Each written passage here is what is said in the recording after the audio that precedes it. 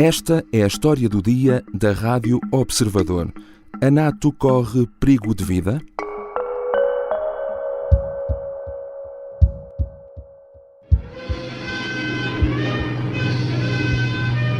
On April 4, 1949, the North Atlantic Treaty was signed between France, Belgium, Luxembourg, the Netherlands, the United Kingdom, Norway, Denmark, Italy, Portugal, Iceland, Canada and the United States. Estávamos em 1949, quando, na ressaca da Segunda Guerra Mundial, 12 países, entre eles Portugal, assinaram o Tratado do Atlântico Norte, que deu origem à organização que hoje conhecemos vulgarmente como NATO. Surgiu como uma aliança política e militar que tem como objetivo garantir a segurança e cooperação entre os seus membros. Ao longo de várias décadas, a organização sobreviveu ao fim da Guerra Fria e da União Soviética, bem como a várias guerras e intervenções militares. Mas, aos 73 anos, qual é afinal o estado de saúde da NATO? Há apenas 3 anos, o presidente francês Emmanuel Macron chegou a declarar que a aliança estava em morte cerebral. I know that my statements created some reactions and shake a little bit. A lot of people, I do stand by. We don't have the same definition of terrorism around the table. Este ano, a guerra na Ucrânia veio recolocar a NATO no centro das atenções. Embora não se envolvendo diretamente no conflito com a Rússia, o certo é que os países membros não deixaram de apoiar diretamente a Ucrânia, nomeadamente com o envio de equipamento militar que foi crucial para a forma como o conflito se desenrolou. Se, por hipótese, um dos membros da aliança fosse atacado, o tratado que rege a organização obriga os outros países a intervir diretamente. Mas será que o fariam? Se não o fizessem, isso não poria em causa toda a razão de existência da NATO? Hoje vou conversar com a jornalista do Observador, Anna Kotovich. Olá, Ana, bem-vinda. Olá, João. A NATO tem na sua própria Constituição uma espécie de armadilha existencial, digamos assim, que se chama Artigo 5º. Fala-nos um pouco sobre esse artigo e por que motivo ele é tão essencial para a identidade e a sobrevivência desta organização. Então, João, o artigo 5º é uma das bases da NATO. De forma resumida, muito resumida, o que ele nos diz é que um ataque armado contra um dos seus membros é um ataque contra todos os membros. O que é que isto implica? Implica que se um membro da NATO invocar o artigo, as restantes partes podem fazer o que acharem necessário, inclusive o uso da Força Armada, para restaurar e garantir a segurança na região do Atlântico Norte. E agora, como tu dizias, porquê é que é tão importante? Porque é um garante de que a aliança funciona como organismo de defesa coletiva. E isto garante aos seus membros um aumento da segurança, porque não estarão sozinhos se tiverem que lutar contra um inimigo. Para além disso, ao mesmo tempo, tem do seu lado a força da dissuasão, ou seja, antes de se meter com um país da NATO, alguém fora da aliança, como a Rússia, por exemplo, irá pensar 3 vezes se vale a pena, porque se estiver a meter com a Polónia, ou com Portugal, ou com a Lituânia, não está a meter-se só com aquele país, está-se a meter com os 30 membros da NATO. A NATO existe há mais de 70 anos. Quantas vezes é que este artigo 5º já foi invocado? Olha, João, curiosamente foi invocado apenas uma vez. E foi depois do 11 de setembro, quando houve o ataque terrorista às Torres Gêmeas em Nova Iorque. Aqui, o que estava em causa era uma agressão contra os Estados Unidos por um ator não estatal, ou seja, nem sequer era um país propriamente dito, era um ator não estatal. E pronto, e essa foi a única vez até hoje que o artigo 5º foi invocado. Nós estamos aqui a falar de uma aliança que surgiu logo após a Segunda Guerra Mundial e num contexto histórico muito específico. E o certo é que nas décadas mais recentes o debate sobre se a NATO ainda fará sentido, em especial após o fim da Guerra Fria, vem ocasionalmente à tona. So should America be the leader of NATO or not necessarily? I think NATO may be obsolete. NATO was set up a long time ago.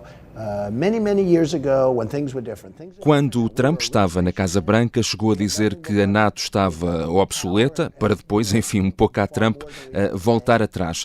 Mas com a eleição de Biden, as coisas mudaram radicalmente. Mudaram muito. A frase slogan de Trump, como te deves lembrar, era America First, América primeiro. E isto mudou completamente a lógica com que a própria América olhava ao mundo e com que o mundo olhava à América. Com Joe Biden, a frase passou a ser America is back, a América está de volta. E está de facto de volta, nomeadamente à NATO. Não que os Estados Unidos algum dia tenham abandonado a organização, isso não aconteceu, mas Donald Trump deixou claro, ainda enquanto candidato presidencial, que não era certo que corressem socorro dos aliados se estes invocassem o artigo 5º. E na altura até dava como exemplo os países bálticos, que era exatamente naquela altura um dos países, uma das zonas mais tensas do planeta. Major news. After days on a razor's edge, Ukraine is now a nation at war.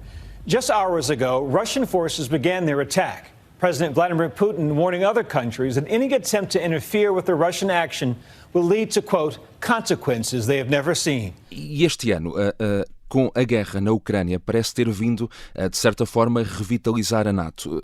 E há aqui uma ironia suprema, não é? Em toda esta questão na qual Putin acaba por ter um papel principal. Ao atacar a Ucrânia, o presidente russo estaria a contar inicialmente com a divisão do Ocidente e consequente inação, mas a questão é que isso acabou por ter o efeito contrário e reforçar a própria coesão da Aliança Atlântica.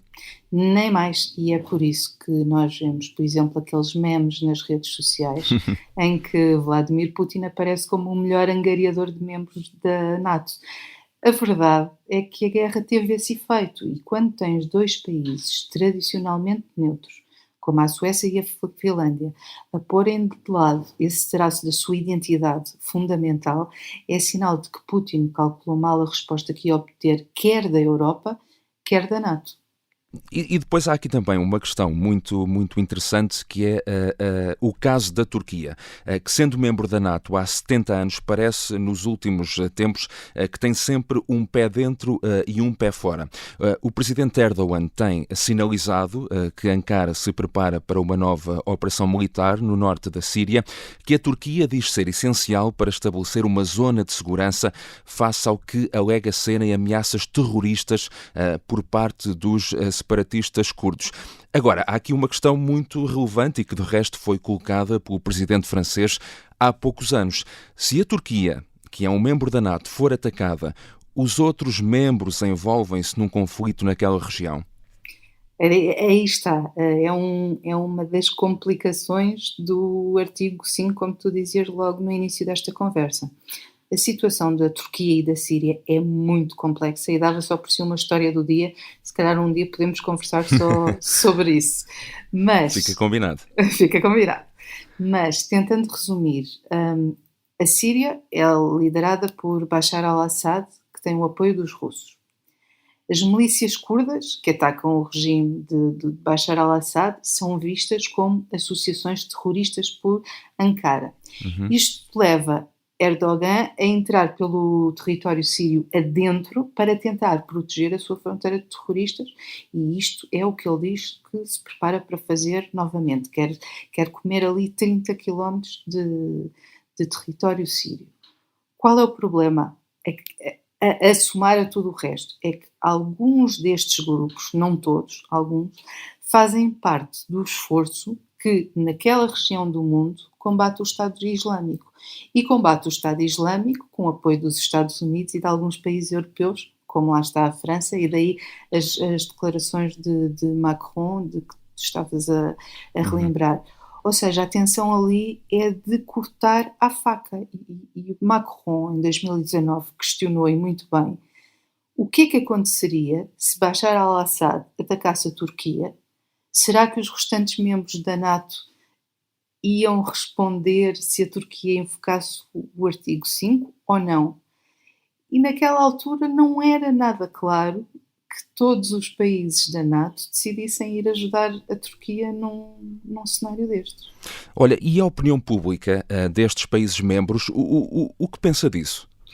Olha, João, nos últimos anos tem havido uma série de estudos feitos exatamente sobre como é que as populações dos diferentes Estados-membros veem a NATO, a importância da NATO, o artigo 5, uma série de coisas. A grande conclusão é que, ao longo dos anos, as populações dos Estados-membros da NATO não são fãs do artigo 5º. Agora são um bocadinho mais do que eram em 2019 ou 2020, ou seja, a guerra, a invasão da Rússia na Ucrânia mudou um bocadinho a visão dos povos europeus, mas, de uma forma geral, a maioria continua a achar que se alguém estiver em perigo, nós não nos devemos ir lá meter. E depois, curiosamente, e respondendo à tua pergunta, posso dizer que a Turquia é o país que menos europeus acham que devia ser ajudado se envolvesse num conflito armado, o que mostra que aqui não é só uma questão do poder político, quando Macron falava sobre isso, é também uma questão da opinião pública.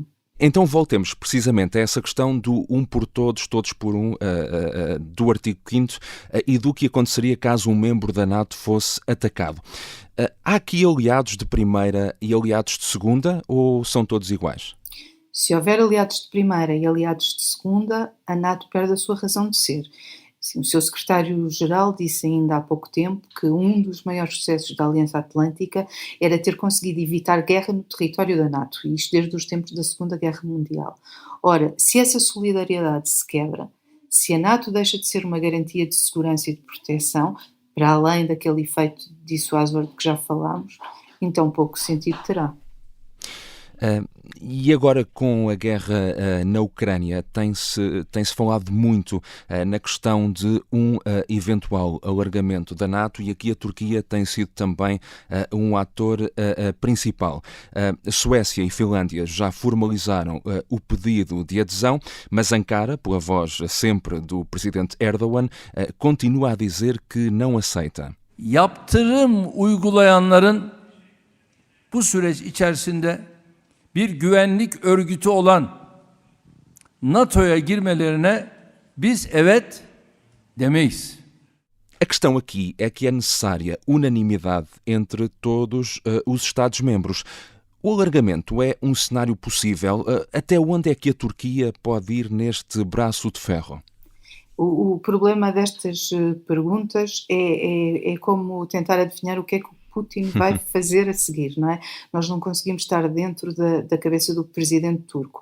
Agora, o que eu te diria, a minha sensação é que ele sabe perfeitamente a importância que a Turquia tem naquela região do mundo e o jeito que dá à NATO. Tem bases americanas no seu território, nessas bases há armamento nuclear. Portanto, eu diria que o que o presidente turco está a tentar fazer é levar água ao seu moinho e a usar o seu poder de veto para conseguir ganhar alguma coisa no meio de toda esta discussão. Nem que seja o status que vai ganhar por ter aqui uma posição importante numa organização internacional e que lhe será útil na própria política interna do seu país. Agora veremos como tudo acaba e no final de junho teremos a Cimeira da NATO. Precisamente. E temos estado aqui a falar muito desta questão agora do eventual alargamento e da adesão destes dois países, mas coloquemos também aqui a questão ao contrário. Mesmo que um membro da NATO, pensemos em teoria, haja contra os interesses da organização, formalmente não há forma de o expulsar, certo ou há? A expulsão do membro da NATO é uma coisa muito complicada. E porquê? Porque não há nenhuma disposição oficial que te permita expulsar ou suspender um Estado-membro. E a partir do momento em que isto não está escrito desta maneira, torna-se tudo muito difícil. O que é que a NATO normalmente faz? Quando alguém se porta mal, entre aspas, pode haver sanções, pode haver discussões diplomáticas, mas as coisas ficam um bocadinho por aí. No final do dia, para expulsar a Turquia, seria preciso fazer uma alteração ao Tratado da NATO. Como é que tu alteras o Tratado da NATO? Mais uma vez, tal como para receber novos membros, tu tens que ter o apoio unânime de todos os Estados-membros, e isto inclui a Turquia votar contra si própria, o que é altamente improvável, porque se a Turquia quiser abandonar a NATO, sai pelo seu próprio pé, ninguém a impede. Há outra questão, que é uma questão mais complexa, que tem a ver com violações materiais, que de alguma forma poderia levar a uma rescisão com a Turquia. Mas não é uma solução nem rápida, nem fácil, nem tem qualquer interesse para a imagem que a NATO quer ter no mundo. Obrigado, Ana. Obrigada eu, João. Ana Kotovic é jornalista do Observador e assina um artigo onde analisa em detalhe a questão da existência da NATO e como responderia a Aliança Atlântica caso um dos seus membros fosse atacado. Esta foi a história do dia. Neste episódio contamos com sons do arquivo da NATO, dos jornais britânicos The Guardian e The Times. A sonoplastia é do Diogo Casinha. A música do genérico é do João Ribeiro. Eu sou o João Santos Duarte. Até amanhã.